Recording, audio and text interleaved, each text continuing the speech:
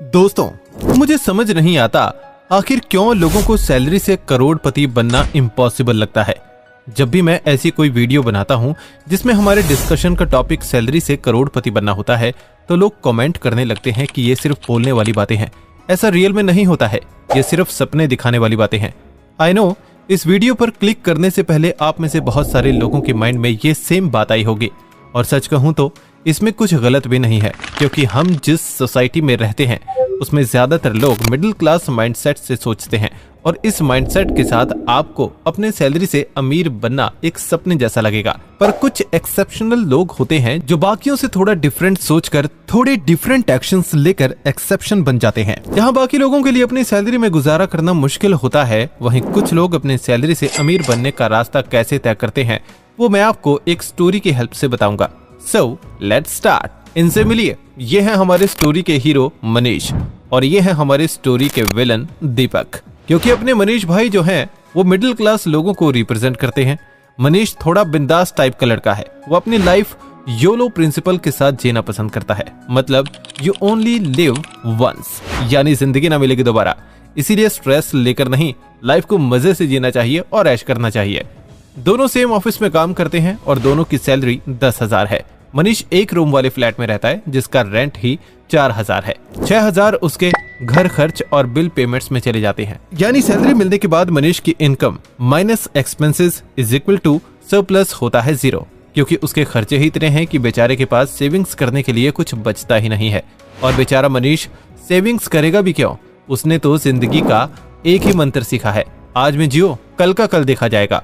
वैसे भी जॉब लगने से पहले जब वो अपने पेरेंट्स से शौक पूरे करने के लिए पैसे मांगता तो उसके पेरेंट्स भी उसे यही कहते कि जब जॉब लगे तब कर लेना शौक पूरे, हमारे पास पैसे नहीं है। और अब जो मनीष की जॉब लग गई है तो वो एंजॉय ही तो कर रहा है। 1 साल कंपनी में अच्छे से काम करने की वजह से उसका प्रमोशन हो जाता है और उसकी सैलरी बढ़कर 10,000 से 20,000 हो जाती है। मनीष भाई तो आखिर कूल डूड है, तो प्रमोशन मिलने के बाद वो सोचते हैं कि मैं अच्छे घर में तो रह ही रहा हूँ, मेरे खर्चे भी अच्छे से मैनेज हो रहे हैं, लेकिन ये लोकल ट्रेन की भीड़ में मैं सैंडविच बन जाता हूँ। अब तो प्रमोशन भी हो गया है तो ट्रेन में धक्के खाने की क्या जरूरत है, मैं बाइक खरीद लूंगा, लेकिन यार डाउन पेमेंट देने के लिए मेरे पास तो पैसे ही नहीं हैं। ये सब सोचने के बाद मनीष मिडिल क्लास लोगों का सबसे बड़ा हथियार जुगाड़ यूज करता है और अपने घर पर कॉल करके अपने पापा को बोलता है, पापा मुझे बाइक लेनी है, आप सिर्फ डाउन पेमेंट दे दीजिए, बाकी के मैं EMI करवा के हर महीने दे दूंगा। मनीष के पापा भी सोचते हैं अब तो लड़का जिम्मेदार हो गया है, जॉब भी कर रहा है, तो बाइक दिलवा देना चाहिए, बेचारे को ट्रेन में धक्के तो नहीं खाने पड़ेंगे। फिर क्या, मनीष के पापा डाउन पेमेंट देकर उसे बाइक खरीद देते हैं, जिसकी EMI हर महीने उसे 7,000 देनी थी, मतलब 4,000 फ्लैट, 9,000 लिविंग एक्सपेंसेस और 7,000 EMI, यानी टोटल हो गए 20,000, जिसका मतलब मनीष का सरप्लस हो गया फिर से 0। यानी उसका प्रमोशन का कोई मतलब ही नहीं हुआ, क्योंकि उसके इनकम बढ़ने के साथ उसके एक्सपेंसेस बढ़ गए। ऑफिस में ही मनीष एक लड़की को लाइक करता था और वो उससे शादी करना चाहता था, लेकिन प्रॉब्लम ये थी कि उसकी सैलरी में उसका ही खर्चा मुश्किल से पूरा हो रहा था, इसलिए वो जॉब स्विच करने का सोचता है। थोड़ा ढूंढने के बाद उसे एक ढंग की जॉब मिल जाती है और उसकी सैलरी 20,000 से 30,000 हो जाती है। अब क्योंकि मनीष की अच्छी सी जॉब भी लग गई थी, इसीलिए वो अपने क्रश को शादी के लिए प्रपोज करता है और घर वालों से शादी की बात करता है। मनीष के पेरेंट्स भी शादी के लिए मान जाते हैं और दोनों की शादी करवा देते हैं। अब क्योंकि मनीष 1 से 2 हो गया था, इसीलिए वो अपना 1 BHK फ्लैट छोड़कर 10,000 रेंट पर एक अच्छी सोसाइटी में अच्छा सा फ्लैट ले लेता है। साथ ही उसका घर खर्च भी बढ़ जाता है। जहां उसका अकेले का खर्चा 9,000 था, अब वो खर्चा 13,000 हो जाता है और 7,000 बाइक की EMI हो जाती है। यानी जॉब स्विच करने के बाद भी उसका सरप्लस 0 ही रहा। लेकिन मनीष की लाइफ मजे में बीत रही थी, तो उसने अगेन इस चीज पर ध्यान नहीं दिया। शादी के कुछ महीने बाद उसकी वाइफ प्रेग्नेंट हो जाती है। इस खबर से मनीष खुश तो होता है, लेकिन उसके सर पर टेंशन की तलवार लटक जाती है कि उसकी कमाई में उसका और उसकी वाइफ का खर्चा ही ठीक से मैनेज नहीं हो रहा है।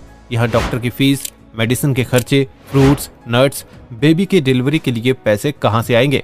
ये सारी बातें सोच सोच कर मनीष काफी परेशान रहने लगता है और सोचता है कि उसने अपनी जिंदगी में कभी कोई सेविंग्स तो की नहीं है, अब क्या होगा? उसके टेंशन को देखकर उसके ऑफिस का एक फ्रेंड उसे सजेस्ट करता है कि यार तो इतना क्या परेशान हो रहा है, बच्चे तो भगवान की देन होते हैं, वैसे भी अपनी कंपनी तो क्रेडिट कार्ड देती ही है, तो वो क्यों नहीं ले लेता है। अपने दोस्त की एडवाइस लेकर मनीष क्रेडिट कार्ड लेता है और अपने बच्चे की डिलीवरी सिटी हॉस्पिटल में 1 लाख रुपए खर्च करके करता है और क्रेडिट कार्ड वालों से बात करके 1 लाख रुपए को 5,000 की EMI में कन्वर्ट कर लेता है। अब 30,000 के इनकम में मनीष के खर्चे 35,000 हो गए थे। मनीष को समझ आ गया था कि ऐसे तो काम नहीं बनेगा, इसीलिए वो अगेन जॉब स्विच करने की सोचता है और अपने रेफरेंसेस का यूज करके एक नई कंपनी में इंटरव्यू देता है जहाँ उसे 50,000 सैलरी मिलती है।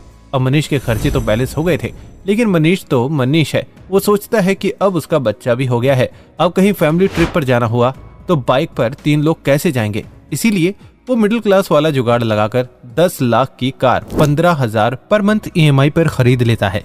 फिर से मनीष के इनकम से उसके खर्चे माइनस करने पर उसका सरप्लस 0 होता है। मनीष बार बार अपनी लाइफ में सेम पैटर्न रिपीट करता है।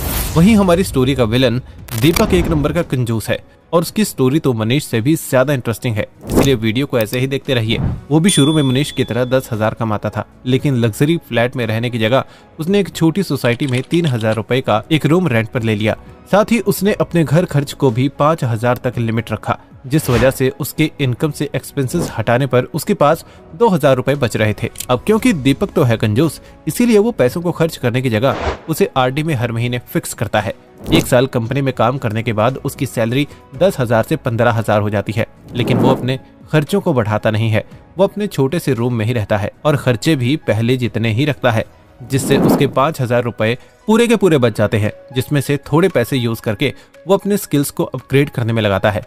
वो कोडिंग सीखता है और पार्ट टाइम में लोगों के लिए सॉफ्टवेयर डेवलप करना शुरू कर देता है, जिससे उसे महीने के 15,000 रुपए मिल जाते हैं। अब दीपक को अपने एक्टिव इनकम से 15 और पैसिव इनकम से 15,000 मिलते हैं, जिससे उसके इनकम अब 30,000 हो गई थी, लेकिन उसने अपने खर्चे नहीं बढ़ाए। अब दीपक को भी काम करते हुए काफी टाइम हो गया था, इसलिए अब उसके पेरेंट्स भी उसे शादी करने के लिए कहते हैं, जिस वजह से दीपक अपने छोटे से रूम से 2 BHK वाले फ्लैट में शिफ्ट हो जाता है, जहाँ रेंट 8,000 हो जाता है। अब क्योंकि उसकी शादी हो चुकी है, इसलिए उसके खर्चे भी 10,000 रुपए तक बढ़ जाते हैं, जिसके उसके पास सीधा सीधा 12,000 का सरप्लस बचता है। दीपक चाहता तो मनीष की तरह एक लग्जरी अपार्टमेंट में अपनी वाइफ को लेकर जा सकता था, लेकिन उसने ऐसा नहीं किया, क्योंकि यही फर्क होता है एक मिडिल क्लास और रिच माइंडसेट वाले लोगों में। जो लोग अपनी लाइफ में मजे करते हैं, पैसे उड़ाते हैं, हम उन्हें हीरो की तरह देखते हैं, बट जो लोग पैसे को वाइजली खर्च करते हैं, उन्हें हम विलन की तरह देखने लगते हैं और उन्हें कंजूस समझने लगते हैं। एंड यही रीजन है कि स्टोरी के स्टार्ट में मैंने मनीष को हीरो और दीपक को विलन बताया, पर असली हीरो कौन है वो तो आपको पता चल ही गया होगा। Now come to the story. शादी के साल भर बाद दीपक की वाइफ भी प्रेग्नेंट हो जाती है, लेकिन उसे कोई टेंशन नहीं थी, क्योंकि उसने अपने सेविंग से डिलीवरी का खर्चा मैनेज कर लिया। इस टाइम तक दीपक अपने साइड हसल से 20,000 रुपए कमाने तो लगा था, लेकिन उसे समझ आ गया था कि फैमिली में एक मेंबर बढ़ गया है, जिससे खर्चे भी कुछ टाइम में बढ़ जाएंगे। इसीलिए वो देर न करते हुए अपनी जॉब स्विच करता है। दीपक की स्किल्स काफी अच्छी थी और उसे एक्सपीरियंस भी था, इसीलिए उसे 40,000 सैलरी वाली एक जॉब मिल जाती है। अब दीपक की टोटल इनकम हो जाती है 60,000 रुपए। बच्चे और वाइफ की दवाइयों एंड बाकी की चीजों की वजह से उसका खर्च 20,000 तक पड़ जाता है, जिसे टोटल मिलाकर उसके पास सिर्फ 32,000 सरप्लस बचता है।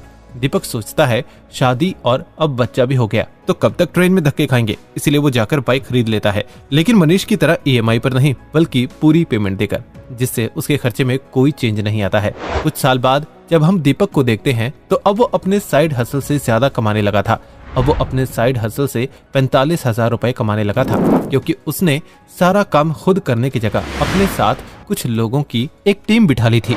दोस्तों, हम सोचते हैं कि हमारी लाइफ का ग्राफ एक बार में ऊपर चला जाएगा, जबकि कोई भी ग्रोथ ऐसे नहीं होती, बल्कि धीरे धीरे चीजें बेहतर होती हैं। इसीलिए हमें पेशेंस रखकर अपने गोल की तरफ धीरे धीरे बढ़ना चाहिए। अब दीपक महीने का 85,000 कमाने लगा था, लेकिन ना उसके ऊपर बाइक की EMI थी और ना ही उसने क्रेडिट कार्ड लिया था। एट प्रेजेंट वो 8,000 रेंट पर, 12,000 अपने लिविंग एक्सपेंसेस पर, 5,000 अपने बच्चे की एजुकेशन पर और 10,000 फैमिली वेकेशन और आउटिंग पर खर्च करता है, जिस वजह से अब भी उसके पास 50,000 का सरप्लस बच रहा था। तो देखा आपने 10,000 से शुरू करके कैसे दीपक इतनी दूर आ गया। अब अगर हम थोड़ा फास्ट फॉरवर्ड जाकर 10 साल बाद मनीष और दीपक की लाइफ को कंपेयर करें तो इस पॉइंट पर मनीष की सैलरी 2 लाख हो जाती है।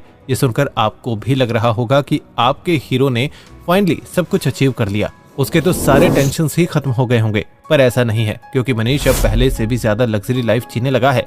मनीष ने 60 लाख का घर ले लिया है, जिसमें उसे हर महीने 50,000 EMI देनी पड़ती है।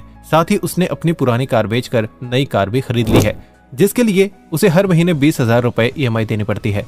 उसने अपने बच्चे को टॉप कॉलेज में भेजा है, जिस वजह से हर महीने उसके स्टडीज पर 15,000 रुपए खर्च होते हैं। मनीष क्योंकि एक हीरो है, इसीलिए वो अपनी वाइफ को भी हीरोइन की तरह रखता है और उसे हर महीने 15,000 रुपए मेकअप और पार्लर में खर्च करने के लिए देता है। उसके घर के लिविंग एक्सपेंसेस 80,000 हैं। साथ ही उसने अपने फैमिली के नाम पर 20,000 रुपए की इंश्योरेंस ले रखी है। मतलब अब भी मनीष के पास कोई सेविंग्स, कोई इमरजेंसी फंड नहीं है। अगर कुछ है तो उसका घर, जिसकी EMI वो भर रहा है। वहीं दीपक भी अब 2 लाख सैलरी कमाने लगा है और उसके साइड हसल से उसे 1.5 लाख की कमाई हो जाती है। अब दीपक 3.5 लाख कमाने लगा है, लेकिन अब भी उसने अपने एक्सपेंसेस को लिमिट में ही रखा है। उसने लग्जरियस लाइफस्टाइल नहीं बनाया और ना ही कोई घर खरीदा, क्योंकि वो अपना प्लॉट लेकर उस पर घर बनाना चाहता है, जिसका रीजन ये है कि उसे पता है कि लैंड की प्राइस अपार्टमेंट या बिल्डिंग के कंपैरिजन में ज्यादा बढ़ती है। इसीलिए अगर वो प्लॉट खरीदेगा तो उसे ज्यादा बेनिफिट मिलेगा, और अगर वो अपना घर अपने अकॉर्डिंग बनाकर उसे रेंट पर दे देता है तो वो अपने घर को एसेट की तरह भी यूज कर पाएगा, जिससे उसकी इनकम और बढ़ेगी। इतना ही नहीं, उसने म्यूचुअल फंड में भी पैसे सेव किए थे और हर साल स्टेप अप SIP करके अपने इन्वेस्टमेंट अमाउंट को बढ़ाया था। तो अब आप बताइए कौन है असली हीरो, मनीष या दीपक? इस स्टोरी को देखने के बाद आपको क्या लगता है, सैलरी से करोड़पति बनना पॉसिबल है या नहीं? कमेंट कीजिए। Thank you brain grain family. इस वीडियो में बस इतना ही। इस वीडियो में मैंने जो भी बातें बताई हैं, अगर आपने उसे फॉलो कर लिया तो आप भी अपनी सैलरी से अमीर हो जाएंगे। अगर आपको ये वीडियो पसंद आई तो वीडियो को लाइक और चैनल को सब्सक्राइब करें, और अगर आप किसी टॉपिक पर वीडियो देखना चाहते हैं तो कमेंट करके हमें बताएं। जल्द ही मिलते हैं एक और शानदार वीडियो के साथ।